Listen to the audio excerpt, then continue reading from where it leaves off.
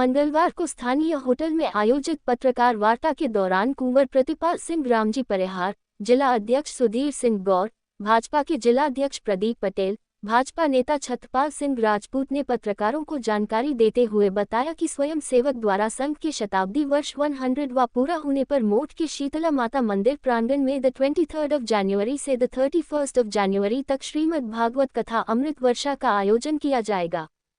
कथा व्यास श्री शांतनु जी महाराज के मुखारविंद से होगा।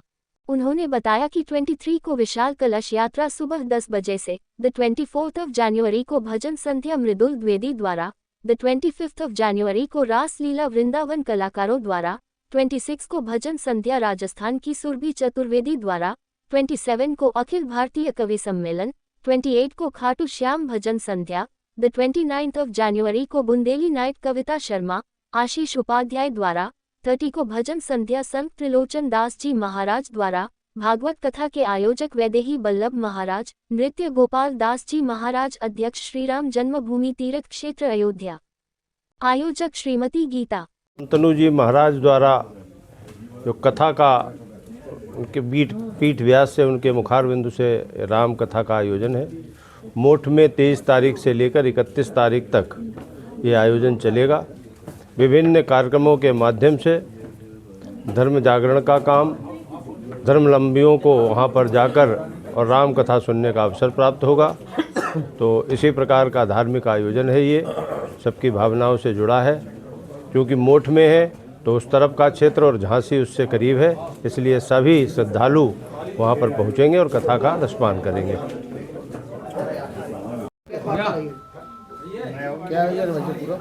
ये मोठ में शीतला माता मंदिर में श्री राम कथा अमृत वर्षा का 23 तारीख से 31 तारीख के बीच में आयोजन होने जा रहा है, जिसकी अध्यक्षता पूज्य वैदेही बल्लभ जी महाराज अयोध्या धाम कर रहे हैं।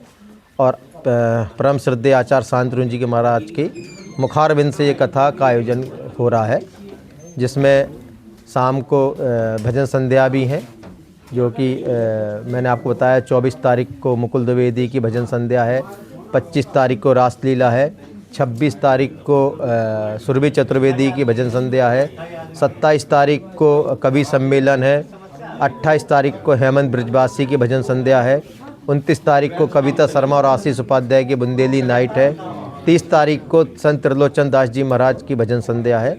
इसी उपलक्ष्य में आगे 1 फरवरी को भंडारे का आयोजन किया जा रहा है।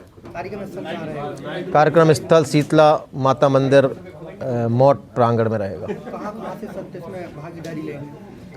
संत तो आसपास के हमारे जितने भी रावतपुरा सरकार हैं, ददरुआ सरकार हैं, और ये जो हमारे चकाडोरी के महंत हैं, केशव दास जी महंत, जो लोकल के सारे झांसी के भी जितने भी महंत हैं, सबको वहाँ पर आमंत्रित किया है और सब लोग वहाँ पर रहने की उम्मीद है। पंडाल में कितने लोगों के बैठने? पंडाल में 15 से 20 हज़ार आदमी की बैठने की व्यवस्था की गई है, जो कि अभी पंडाल का काम चल रहा है, वो 2 दिन बाद कंप्लीट हो जाएगा।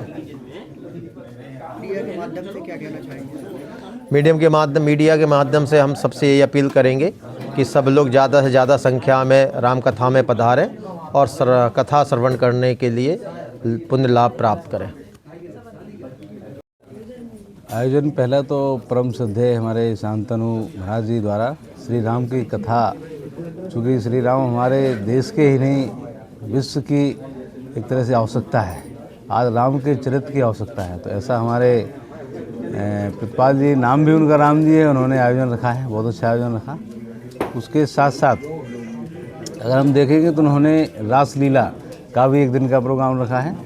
तो रासलीला से भगवान कृष्ण का जो चरित्र है, वो आपको जीवन को कैसे बेहतर जीना है सिखाते हैं, तो वो भी कार्यक्रम है।